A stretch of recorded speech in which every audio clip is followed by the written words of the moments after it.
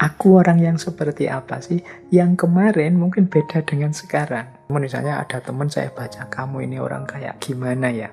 Terus saya pahami. Begitu saya pahami, mungkin orang ini sudah berubah. Loh, terus kamu yang asli itu yang mana? Tidak akan ada orang yang tahu. Orang itu pasnya gimana? Tidak ada orang yang tahu. Orang itu secara natural berubah terus. Sulit ditangkap.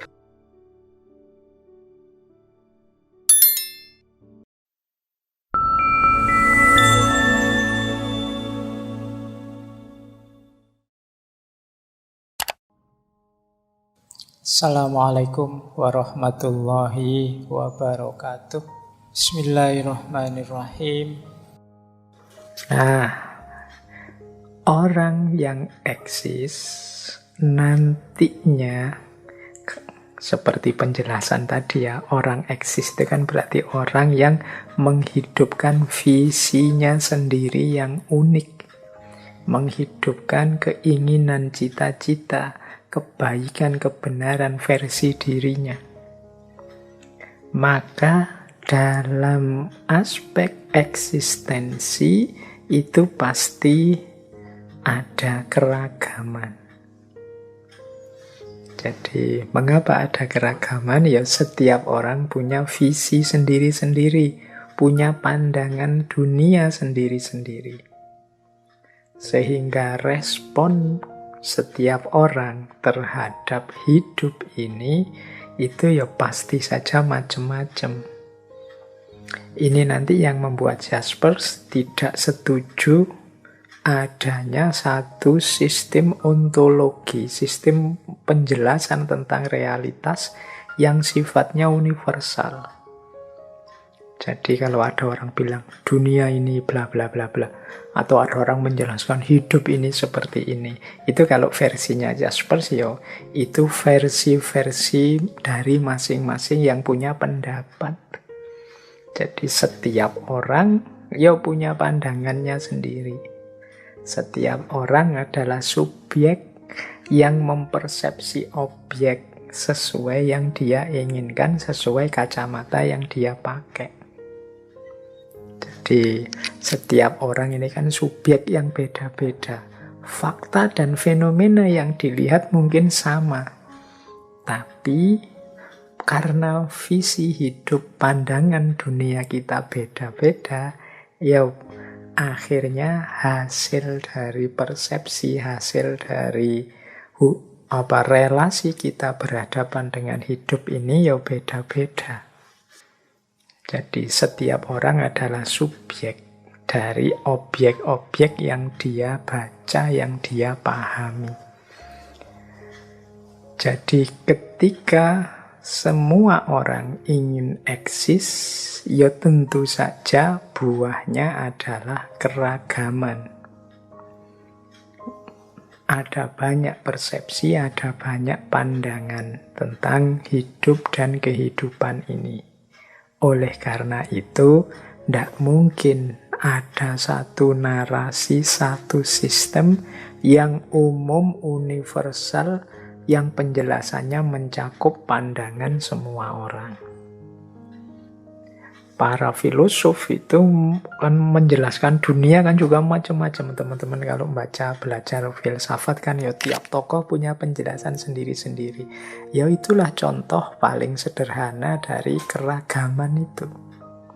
Mana yang paling benar? Ya dia masing-masing benar dalam perspektifnya sendiri-sendiri. Jadi inilah hubungan antara eksistensi dan keragaman. Baik. Nah, sekarang kita lanjut yang tadi akan saya jelaskan ya, hubungan antara eksistensi dan transendensi. Jadi mudahnya begini. Kita ini kan hidup ini memanfaatkan akal kita, panca indera kita untuk merespon lingkungan, kenyataan di sekeliling kita. Cuma kan tidak semua hal bisa kita pahami. tidak segala hal bisa kita tangkap dengan alat-alat metode empiris, rasional. Empiris itu yang fakta-fakta, rasional itu yang masuk akal, yang kita miliki. Ada banyak hal yang tidak bisa kita pahami. Ada banyak hal yang tidak bisa kita jangkau dalam hidup ini. Nah, oleh karena itu, menurut Karl Jaspers, ya ini kan tidak ada kan orang yang ngerti segalanya, tidak ada orang yang tahu segala hal. Dalam hidup ini ada banyak sekali hal-hal yang masih misterius, yang tidak bisa kita jangkau. Nah, kata Jaspers, menghadapi batas yang tidak bisa kita lampaui ini ada dua jalan. Yang pertama ya sudah kita menyerah, ya memang manusia itu terbatas. Nah, ada yang kedua. Yang kedua ini kata Jaspers namanya leap of faith. Kita melakukan lompatan keimanan. Inilah nanti yang disebut transendensi. Kita melompat, kita tidak melakukan proses normal seperti kalau kita memahami hal-hal yang terjangkau tadi dengan metode ilmiah, dengan metode rasional. Tapi kita melakukan lompatan keimanan. Nah, inilah yang disebut transendensi. Meskipun dengan melakukan lompatan keimanan ini, ya tentu saja seseorang melanggar kebebasannya. Manusia itu kan bebas. Dia bisa melakukan pilihan-pilihan apa saja sesuai yang dia inginkan. Tapi ternyata orang itu ketika ingin menggunakan kebebasannya sebebas-bebasnya, dia sering ketemu dengan hal-hal yang tidak terjangkau, yang tidak bisa dia atasi. Ya banyak kan kita ini bisa melakukan apa saja, bisa memikirkan apa saja, tapi juga sangat banyak hal yang sebenarnya kita ingin tapi tidak bisa. Sebenarnya kita ingin menjangkau tapi tidak mampu. Disitulah gunanya leap of faith. Jadi meskipun untuk itu seseorang nabrak kebebasannya, tapi tidak masalah. Kebebasannya dilanggar asalkan apa? Dia ketemu dengan yang namanya authentic existence. Jadi hakikat dirinya yang otentik. Jadi atau mudahnya ya karena ini mungkin yang mendengarkan ngaji kan sebagian besar orang beragama yang percaya dengan hal-hal yang spiritual, transenden, di luar yang fisik, yang rasional. Nah, leap of faith itu antara lain termasuk kita mengarahkan orientasi hidup pada yang transenden tadi. Kalau dalam agama ya antara lain menuju yang ilahiyah, menuju Tuhan. Jadi versinya Jaspers, eksis itu ketika kita mewujudkan diri kita untuk eksis sesuai yang kita inginkan, itu hakikatnya adalah perjalanan menuju yang transenden. Mengapa begitu? Keinginan kita kan banyak, kita ingin ini, ingin itu, ingin paham ini, ingin paham itu, ingin mewujudkan ini, ingin mewujudkan itu, tapi ternyata terus kita kepentok. Ada banyak hal yang kita tidak mampu, ada banyak hal yang kita tidak tahu. Ingin tahu pun terbatas. Akhirnya apa yang kita lakukan? Leap of faith. Jadi kita kemudian bergerak ke arah yang di luar batas tadi. Itulah namanya transendensi. Yang di luar batas tadi, mau tidak mau, bisanya kita imani. Mengapa kok kita imani? Karena pikiran kita dan juga metode-metode empiris ilmiah yang kita miliki tidak bisa menjangkau ke sana. Jadi dengan melakukan lompatan ke arah yang transenden, sekarang kita lebih tahu, lebih tercerahkan hidup ini dibandingkan kalau hanya mengandalkan akal kita atau yang ilmiah, yang empiris tadi. Karena terbukti ternyata metode empiris ilmiah kita seringkali mentok dalam batas-batas yang tidak bisa kita lewati. Disitulah pentingnya proses transendensi namanya. Baik, silahkan ambil nafas dulu sebentar. Semoga tidak bingung ya. Jadi kita itu ingin eksis, mewujudkan keinginan-keinginan kita, orientasi hidup kita. Ternyata ada banyak hal dalam hidup ini yang tidak semulus yang kita inginkan, yang tidak semudah yang kita harapkan. Ada titik-titik batas yang kita tidak mungkin menjangkaunya.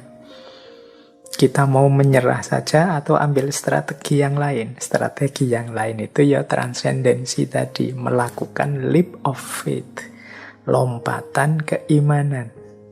Jadi geser ke arah keimanan, wong yo akal empiris sudah tidak berdaya. Itulah namanya transendensi. Nah, menarik nanti dalam filsafatnya Karl Jaspers ini ada istilah das Umgreifende.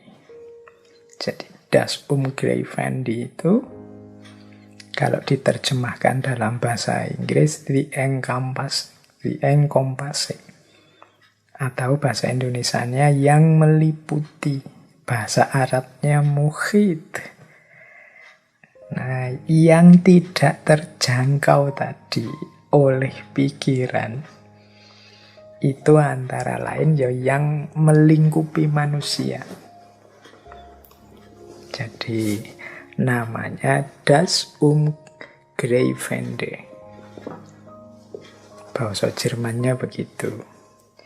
Jadi apa saja sih yang melingkupi itu? Nah, nanti ada beberapa hal yang melingkupi kita. Tapi kita tidak bisa menjangkaunya. Tidak bisa menjangkau itu ya selain dia senantiasa meluas, juga karena dia di luar diri kita yang mampunya hanya menangkap subjek dan objek. Yang meliputi ini tidak bisa kita jadikan objek pemikiran kita. Kenapa tidak nyampe pikiran kita? Jadi karena dia senantiasa meluas terus. Apa saja sih yang pikiran kita tidak nyampe tadi? Nah, ini yang disebut das Umgreifende tadi, yang berhubungan dengan yang transenden. Yang pertama kata Karl Jaspers adalah das Sein. Das Sein ini mungkin kalau bahasa Jawa itu kasunyatan, kenyataan hidup. Jadi hidupku ini dalam fakta dan kenyataannya, atau das Sein itu sulit sekali pikiran kita menangkapnya. Dia di luar kemampuan pikiran kita untuk secara tepat menangkapnya. Mengapa? Das Sein tadi ya saya jelaskan. Dia dinamis, dia berubah terus. Aku yang sejati itu apa sih? Itu kan sulit kita menangkapnya. Aku orang yang seperti apa sih? Yang kemarin mungkin beda dengan sekarang. Misalnya saya harus membaca teman-teman, misalnya ada teman saya baca, kamu ini orang kayak gimana ya? Terus saya pahami. Begitu saya pahami, mungkin orang ini sudah berubah. Mungkin gara-gara saya pahami tadi, dia ingin menampilkan dirinya yang baik-baik saja misalnya. Loh, terus kamu yang asli itu yang mana? Tidak akan ada orang yang tahu. Jadi inilah das Sein. Jadi orang itu pasnya gimana, tidak ada orang yang tahu. Misalnya sampean menebak saya, oh Pak Faiz itu orangnya gini. Wong ya saat ini juga aku bisa mengubah diriku. Atau gara-gara pandanganmu aku sekarang berubah. Yang semula tidak begitu bisa jadi begitu. Misalnya teman-teman, wah Pak Faiz itu orangnya penyayang sekali loh. Mungkin sebenarnya saya tidak terlalu penyayang seperti tidak terlalu penyayang seperti yang dijelaskan teman-teman. Tapi begitu diklaim begitu, wah ini saya harus agak penyayang ini. Masa sudah dibilang penyayang kok tidak penyayang? Ada perubahan-perubahan.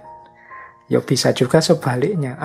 Saya tidak mau jadi orang mudah ditebak, saya sekarang ingin berubah. Orang itu secara natural berubah terus, sulit ditangkap. Ini yang disebut bagian dari yang sulit ditangkap oleh pikiran tadi. Nah, tapi Dasein ini yang meliputi hidup kita.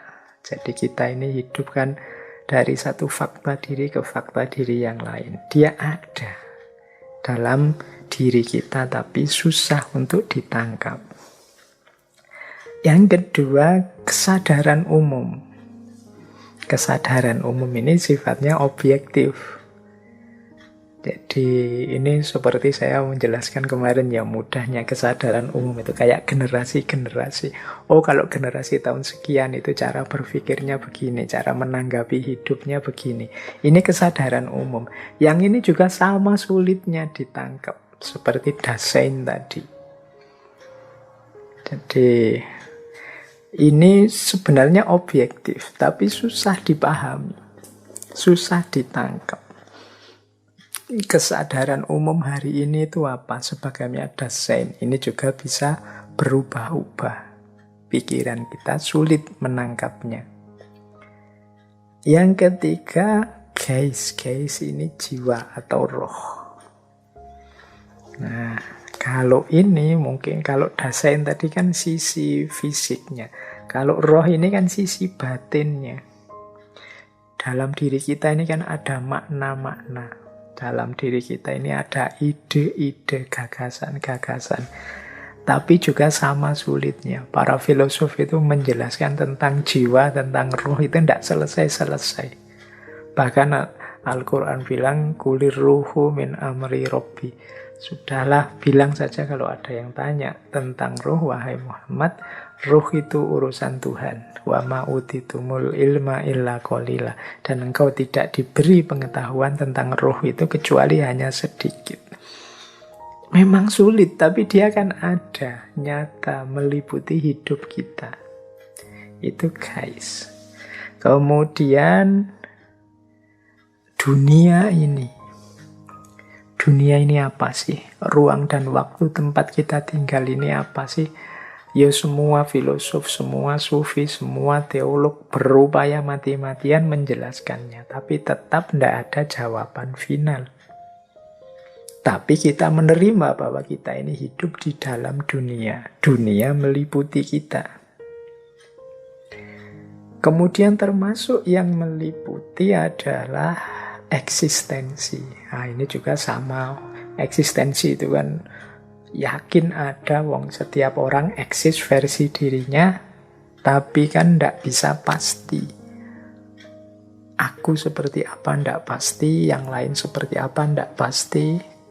Sehingga eksistensinya sendiri ada, tapi wujud, bentuk, pola bakunya seperti apa sangat beragam.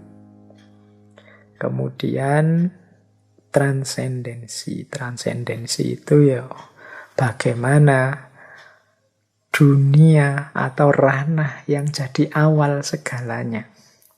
Jadi realitas yang transenden.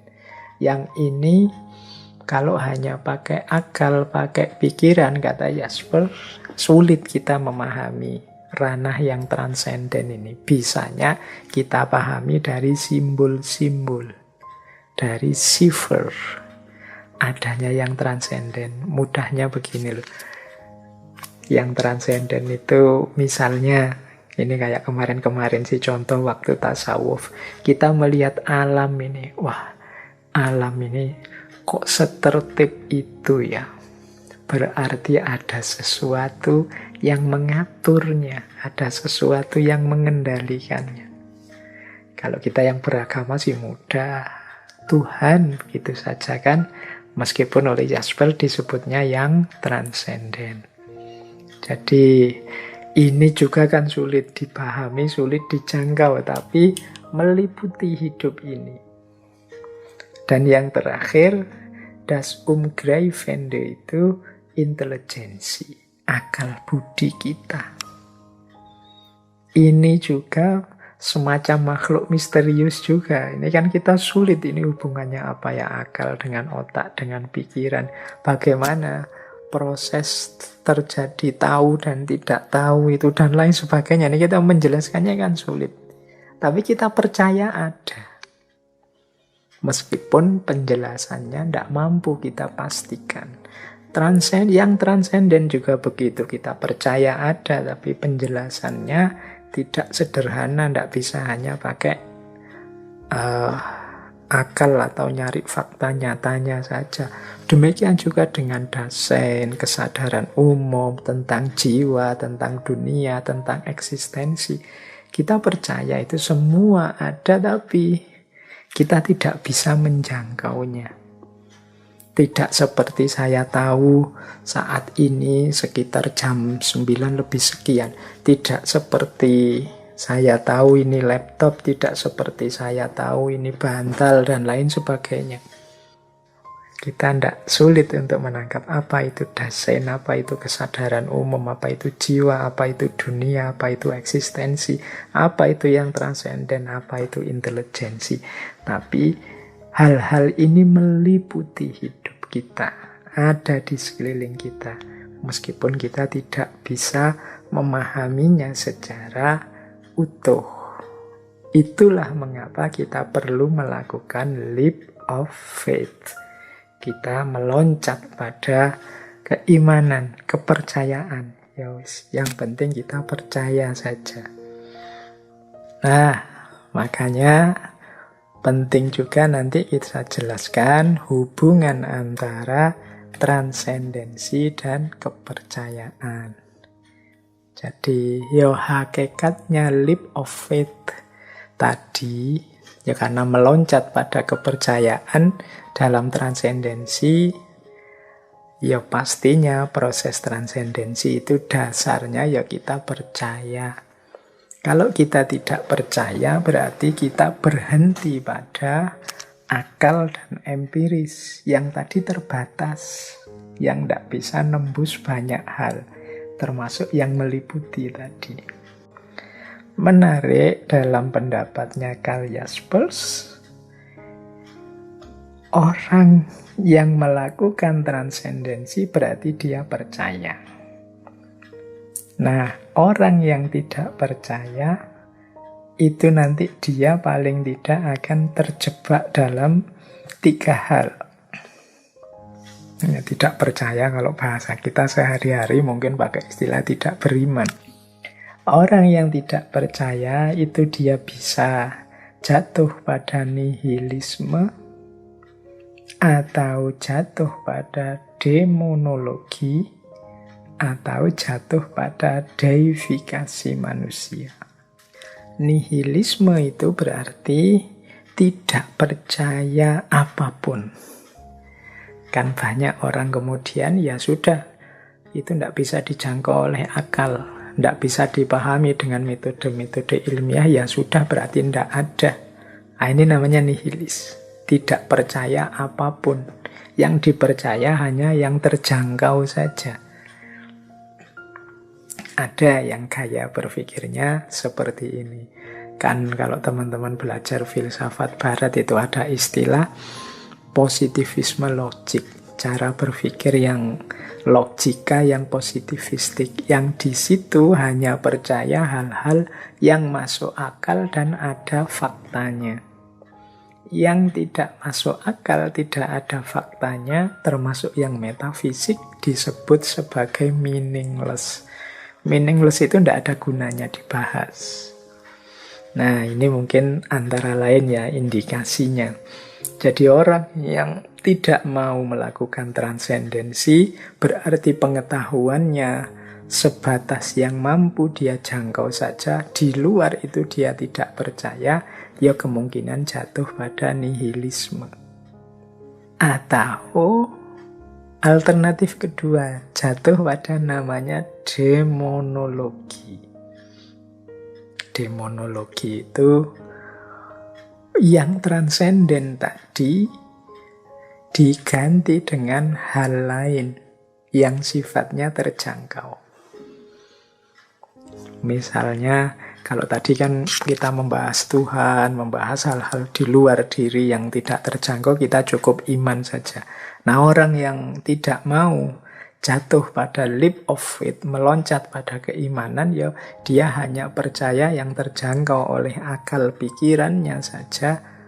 Akhirnya apa? Ya dia menganggap semuanya yang terjangkau akal dan pikiran saja. Maka yang transenden tadi diganti dengan hal-hal yang sifatnya terjangkau. Jadi kalau tadi misalnya kita kan mengarahkan yang transenden, kalau kita yang beragama mungkin Tuhan. Nah, kalau bagi yang tidak percaya ranah yang transenden, ya posisinya transenden tadi diganti yang tidak transenden. Makanya namanya demonologi. Kayak mempertuhankan berhala, mempertuhankan setan, mempertuhankan benda, mempertuhankan harta, mempertuhankan pikirannya sendiri, dan lain sebagainya. Itu namanya demonologi. Mengganti yang transenden dengan yang lain. Yo, mempertuhankan yang tidak Tuhan, yang levelnya tidak transenden, dianggap transenden. Nah, yang ketiga, deifikasi. Yo, deifikasi ini mirip demonologi, tapi yang dipertuhankan manusia. Pokoknya manusia yang paling hebat, pokoknya manusia yang ngerti segalanya. Terus yang dipertuhankan manusia. Jadi ini tidak melakukan geser atau melompat pada keimanan, tapi berhenti pada yang bisa dijangkau oleh manusia saja. Akhirnya bisa jadi nihilisme, tidak percaya apapun yang di luar jangkauan akal budinya manusia, atau menjadikan hal lain sebagai Tuhan, sebagai yang transenden, namanya demonologi. Kalau hal lain itu adalah manusia, mempertuhankan manusia, menganggap manusia yang paling superior, yaitu namanya deifikasi. Mempertuhankan manusia, mendewakan manusia. Jadi transendensi dekat dengan kepercayaan. Yang tidak percaya kemungkinan jatuh pada nihilisme, demonologi, dan deifikasi. Baik, jadi ini menarik ya. Membahas eksistensi, kemudian bisa geser ke ranah agama, ranah ketuhanan. Nanti di belakang ya kembali lagi membahas eksistensinya manusia. Tapi sambil membahas eksistensi, kemudian menegaskan hakikat yang ilahi, yang ketuhanan. Nah, di antara pandangan-pandangannya Jasper selanjutnya masih tentang yang transenden ini. Loh, yang transenden itu kan tidak bisa dijangkau. Termasuk tadi kan yang tidak bisa dijangkau oleh akalnya manusia itu dasein, jiwa, dunia, eksistensi, kesadaran, dan lain sebagainya. Lah terus gimana kita bisa memahami dan menjelaskannya?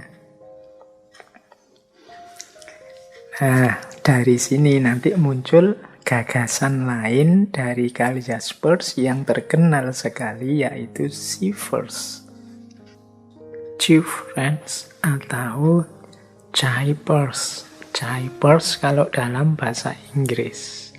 Jaspers itu artinya simbol-simbol. Jadi hal-hal yang transenden tadi karena tidak bisa dijadikan objek pemikiran, orang memahaminya melalui simbol-simbol. Jadi Jaspers itu simbol-simbol atau sandi-sandi yang menunjukkan adanya yang transenden. Ya bentuknya bisa tulisan, bisa mitos-mitos, bisa dogma-dogma, bisa apapun termasuk pemandangan-pemandangan alam. Jadi simbol atau Jaipers ini merujuk pada adanya yang transenden. Ya contoh mudahnya kayak kita waktu ngaji tasawuf itu ya, bagaimana kita melihat alam ini, apapun itu, mengingatkan kita kepada Allah. Nah ini Jaipers namanya, simbol-simbol. Atau kalau kita ngaji misalnya baca Al-Quran, itu simbolnya dalam bentuk kata-kata, huruf-huruf. Jadi yang muslim mungkin akrab dengan istilah ayat. Ayat itu ada yang kauniyah, ada yang qauliyah. Kauniyah itu alam semesta ini. Kalau qauliyah itu yang tertulis, ada hurufnya, ada kata, ada kalimatnya. Semuanya ayat-ayat Allah. Berarti semuanya adalah simbol sandi yang menunjukkan adanya Allah. Atau kalau dalam gagasannya Jaspers ini adanya yang transenden. Jadi kalau dalam gagasannya Jaspers bentuknya macam-macam. Mungkin dalam bentuk mitos-mitos, mungkin dalam bentuk pemandangan-pemandangan alam, mungkin dalam bentuk kata-kata, huruf-huruf, dogma-dogma, dan lain sebagainya. Apalagi dalam agama isinya penuh sekali dengan simbol-simbol. Simbol itu kan berarti dia tidak bisa dipahami begitu saja dari faktanya atau kenyataannya. Tapi dia merujuk pada hal lain yang tidak kelihatan. Itulah simbol-simbol. Itulah namanya Jaipers kalau dalam bahasa Inggris. Baik, kita lanjutkan. Ini mungkin teman-teman perlu ambil nafas sebentar. Malam hari ini kita belajar beneran ini tentang gagasan-gagasan filosofis.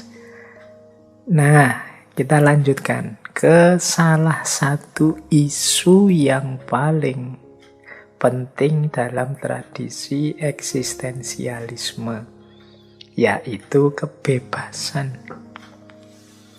Ya sebagaimana semua filosof eksistensialis dalam pikirannya Jaspers sama.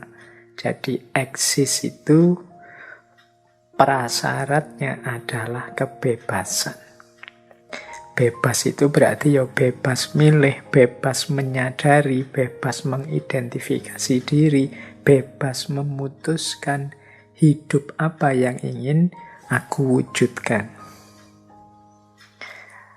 Ya kalau di Jaspers ini kebebasannya tidak se-ekstrim Sartre.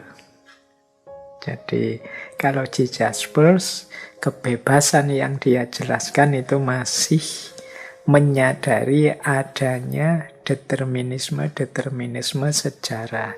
Determinisme itu hal-hal yang tidak bisa dihindari dari kesejarahan. Jadi nanti dijelaskan seperti apa saja batas-batas dari kebebasan manusia itu. Jadi tapi tetap manusia yang eksis itu yang memilih, menyadari, memutuskan sendiri hidupnya. Itulah ciri utama dari orang yang eksis. Seperti saya jelaskan tadi di depan, tidak mungkin orang itu eksis kalau dia tidak bebas. Sebagus apapun karyanya, sebaik apapun kelakuannya, kalau tidak lahir dari pilihan bebas, maka nilai kebaikan, nilai tindakan juga kurang. Jadi prasyarat eksistensi adalah kebebasan. Nah, menarik dalam penjelasan selanjutnya, menurut Jaspers, kesadaran terhadap kebebasan ini akan bisa mengarahkan seseorang tentang adanya Tuhan. Jadi ada kalimat begini dari Jaspers, semakin kuat kesadaran seseorang tentang kebebasan, semakin kuat kepastiannya tentang Tuhan. Nah, penjelasannya begini. Jadi orang itu kalau bebas berarti kan dia tidak terikat oleh apapun. Nah, berarti apa? Satu-satunya yang menggerakkan dia untuk melakukan sesuatu atau tidak melakukan sesuatu itu kan dorongan-dorongan dalam dirinya. Atau kalau pakai bahasanya Immanuel Kant itu imperatif-imperatif. Saya memilih untuk tidak bohong. Saya memilih untuk tidak maling. Saya memilih untuk tidak bunuh orang. Itu kan dalam kebebasanku, aku memilih untuk melakukan itu. Loh, itu yang merintah siapa? Perintah itu muncul dari dalam diri. Itu namanya imperatif-imperatif. Nah, semakin orang bebas kan semakin dia milih sendiri. Dorongan-dorongan dalam diri itu. Nah, sumber imperatif yang paling puncak, kalau dalam gagasannya Jaspers, ya siapa lagi kalau bukan Tuhan. Jadi seseorang semakin sadar dia bebas, semakin dia sadar bahwa Tuhan itu memang ada. Dari mana? Kesadarannya sendiri. Jadi ketika orang itu bebas, berarti hidup itu kan dia hayati sendiri, dia alami sendiri, dia jalani sendiri. Semakin terlibat dengan hidupnya sendiri, semakin dia sadar bahwa Tuhan itu ada. Antara lain apa? Munculnya imperatif-imperatif dari dalam dirinya. Imperatif untuk melakukan kebaikan.